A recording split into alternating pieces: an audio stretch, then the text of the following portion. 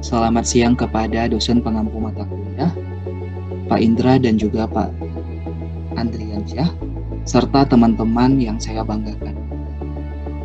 Pada kesempatan ini, saya sendiri, Mahmuda, dan rekan saya, Fadia Mutiara, kami akan mempresentasikan terkait beta-karoten sebagai nutraceuticals.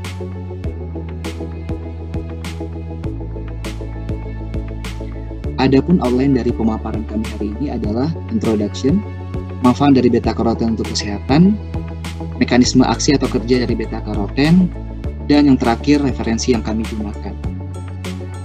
Untuk pada bagian pertama akan dijelaskan oleh rekan saya, Fadia. Jadi, apa sih beta-karoten? Beta-karoten ini tergolong ke dalam senyawa karotenoid dengan struktur kimiawi tersusun dari gugus karbon dan hidrogen tanpa gugus fungsionalnya. Beta-karoten ini disintesis dari molekul granul fosfat yang terjadi secara alami pada tanaman dengan peran-peran dari gen CRTE, B, I, dan Y. Secara struktural sendiri, beta-karoten ini tersusun dari 8 unit polyisoprenoid atau polimer hidrofobik dengan total 40 atom karbon. Susunan rantai beta-karoten ini bersifat simetris bilateral dengan ikatan rangkap terkonjugasi. Ikatan rangkap inilah yang memiliki peran dalam menghelasi radikal bebas oksigen di dalam tubuh.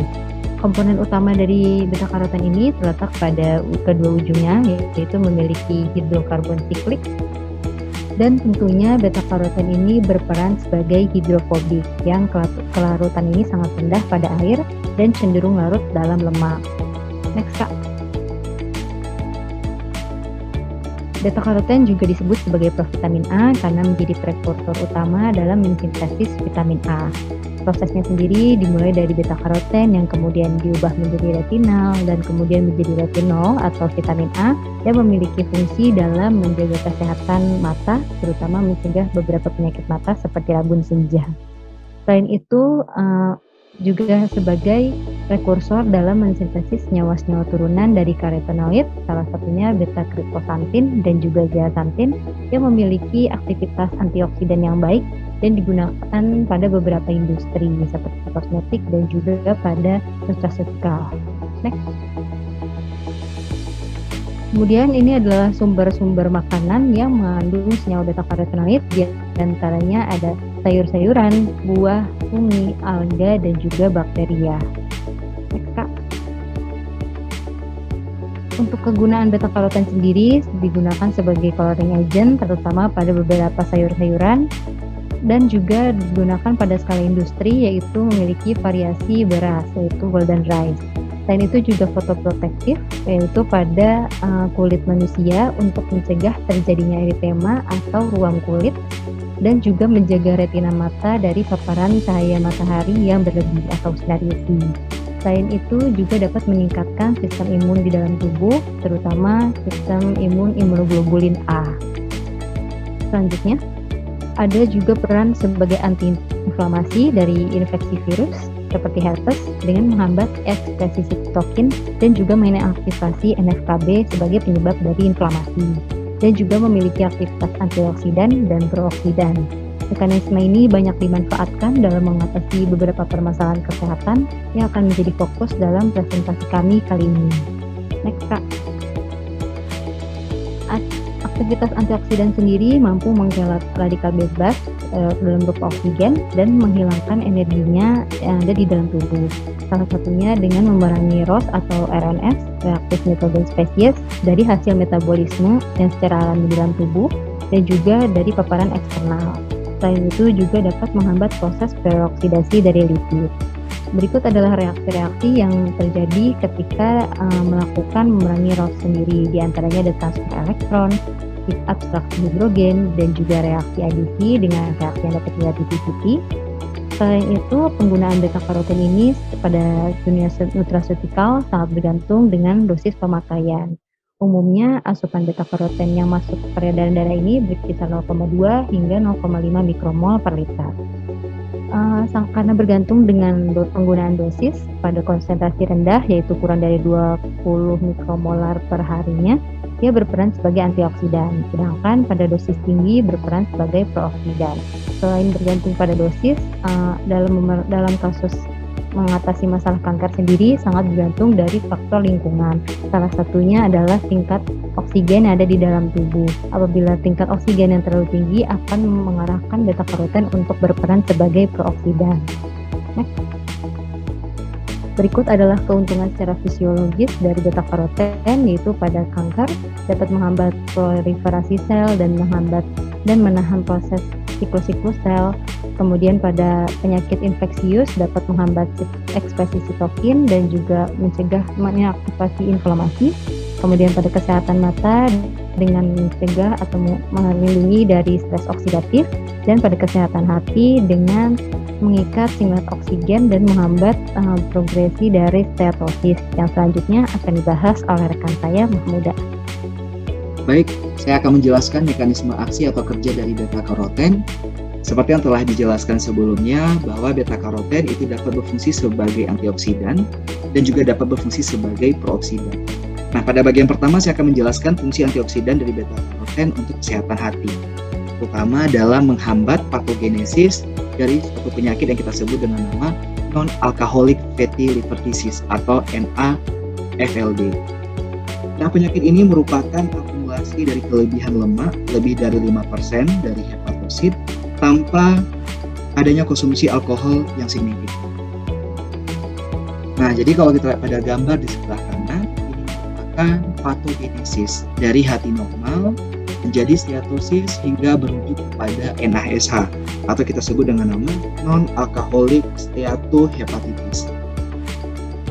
Nah, biasanya pemicu dari terjadinya steatosis ini itu bermula dari obesitas, yang dimana ini akan memicu terjadinya peningkatan sintesis FH dan juga adanya pengambilan FH atau fatty acid, yang dimana juga dapat memicu terjadinya sintesis trigliserida atau sekresi FLDL. Nah, selain itu juga di sini terjadi peningkatan kolesterol. Nah, pada akhirnya normal liver ini atau hati normal ini itu dia akan dapat berkembang menjadi steatosis ketika terjadi resistensi insulin dan lipogenesis. Nah, hal ini akan memicu terjadinya akumulasi fatty acid dan akumulasi kolesterol dan juga trigliserida. Nah, pelepasan free fatty acid atau asam lemak bebas itu akan membentuk yang namanya drop. Nah, ini akan membentuk keadaan yang disebut dengan nama steatosis. Nah, selanjutnya steatosis ini itu akan berkembang menjadi NASH, di mana dipicu oleh adanya inflamasi, sitokin, dan oksidatif stres. Nah, di mana NASH ini itu bisa kita lihat bahwa akumulasi kolesterol dan free fatty acid di dalam sel itu meningkat, peroksidasi lipid juga meningkat. Nah, sedangkan trigliserida dan sekresi FLDL itu meningkat. Nah, sitokin yang bersifat proinflamasi itu akan memicu sel imun sehingga akan menyebabkan terjadinya inflamasi yang nanti berujung kepada fibrosis, dan fibrosis ini dan pemicu lainnya itu akan memicu terjadinya sirosis. Dan pada beberapa kasus hal ini dapat memicu terjadinya hepatocellular carcinoma. Nah, walaupun patogenesis dan evolusi dari NAFLD menjadi NASH itu diketahui, nah di sini untuk agen farmakologis yang efektif itu belum ada untuk pengobatan ini. Nah, oleh karena itu antioksidan seperti karotenoid itu dapat menyediakan perlindungan terhadap stres oksidatif, ya, menghindari atau memperlambat oksidasi melalui netralisasi radikal bebas dengan pengikatan singlet oksigen dan juga menghambat progresi atau perkembangan steatosis menjadi steatohepatitis. Nah, beta karoten ini tidak hanya dikenal sebagai antioksidan, tetapi juga memiliki sifat yang baik, yaitu dapat menjadi prekursor untuk vitamin A. Selain itu juga dapat berfungsi sebagai prehormon, yang dimana nantinya senyawa ini diubah menjadi asam retinoat yang berfungsi sebagai ligan yang mengatur ekspresi dari gen-gen yang terlibat dalam proses metabolisme yang ada di dalam.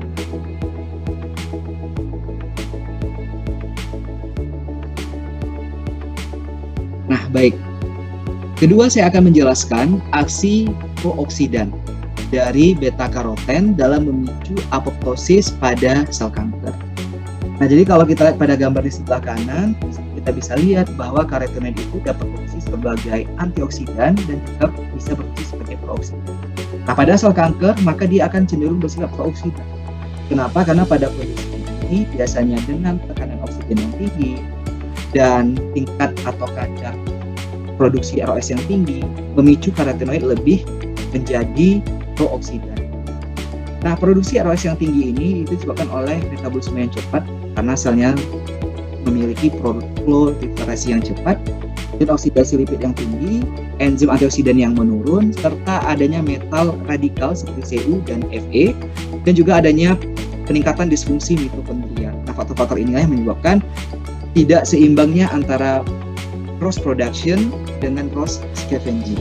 Nah, sedangkan kalau pada sel normal, ya ini masih ada kesetimbangan, sehingga pada sel normal itu produksi ROS dengan scavenging ROS itu masih seimbang, sehingga sel ini tidak mengalami yang namanya oxidative stress. Nah, peningkatan oxidative stress ini pada sel kanker itu dapat membantu selnya untuk terus mengalami proliferasi cepat. Akan tetapi, kondisi ini tidak cukup untuk menyebabkan apoptosis. Oleh karena itu, dengan meningkatkan stres ROS, baik menggunakan chemotherapeutic drugs atau fitokimiawi seperti karotenoid, ini dapat menjadi pendekatan yang menjanjikan untuk membunuh sel kanker melalui sitotoksisitas. Nah, di antara karotenoid yang lain, beta karoten ini memang jenis karotenoid yang paling banyak diteliti terkait aksi prooksidannya, baik diteliti pada studi in vitro, in vivo maupun studi pada manusia. Nah, beta karoten dan likopen dilaporkan merupakan jenis karotenoid yang memiliki aktivitas antioksidan yang bagus dengan aktivitas prooksidan yang bergantung dari kondisi. Dalam artian, beta karoten akan menjadi prooksidan jika kondisi konsentrasinya itu tinggi dan juga konsentrasi atau tekanan oksigennya tinggi serta berada pada kondisi stres oksidatif yang tinggi. Nah, ini akan menyebabkan beta karoten lebih cenderung bersifat prooksidan. Nah, pada gambar di sebelah kiri di sini bisa kita lihat bahwa pada sel kanker, ya ini peningkatan produksi ROS-nya sangat tinggi. Nah, di mana ada beberapa pemicu. Yang pertama adalah adanya kekurangan enzim yang bersifat sebagai antioksidan di dalam sel seperti SOD atau GTX. Nah, kedua enzim ini sangat berperan penting dalam melawan radikal bebas. Jika konsentrasinya turun, maka radikal bebas akan semakin tinggi di dalam sel. ROS akan semakin tinggi di dalam sel kanker. Nah, berikutnya juga dengan adanya peningkatan konsentrasi metal radikal seperti Fe dan Cu di dalam sel kanker, ini akan memicu pembentukan ROS yang semakin tinggi. Nah, di sini juga ada peran dari karotenoid, ya, di mana karotenoid ini itu dia dapat berikatan dengan ROS, yaitu ROS yang berasal dari oksidasi lipid, yaitu berupa lipid karoksil radikal, yang dimana ketika berikatan dengan karotenoid akan membentuk sejenis radikal, sejenis ROS, yaitu kita sebut dengan nama CAR. Ya, CAR. Nah, CAR ini itu dia akan berada dalam kondisi ROS, ya, atau berada dalam kondisi ROS. Nah, sehingga memang ketika CR ini ada, maka dia akan meningkatkan total produksi ROS secara keseluruhan, sehingga dapat bersifat sebagai prooksidan yang memicu kerusakan DNA, protein, lipid yang ada di dalam sel. Nah, karotenoid yang dimana memiliki sifat antioksidan, ya, prooksidan, itu akan memicu peningkatan ROS, di mana peningkatan ROS akan memicu terjadinya peningkatan faktor-faktor pro-apoptosis seperti misalnya P53. Nah, P53 ini merupakan protein krusial yang berperan penting dalam supresi tumor yang dimana dapat memicu apoptosis pada sel kanker. Nah, baik, ini adalah referensi yang kami gunakan pada presentasi kali ini. Terima kasih atas perhatiannya. Jika ada kesalahan, kami mohon maaf. Kami akhiri. Assalamualaikum warahmatullahi wabarakatuh.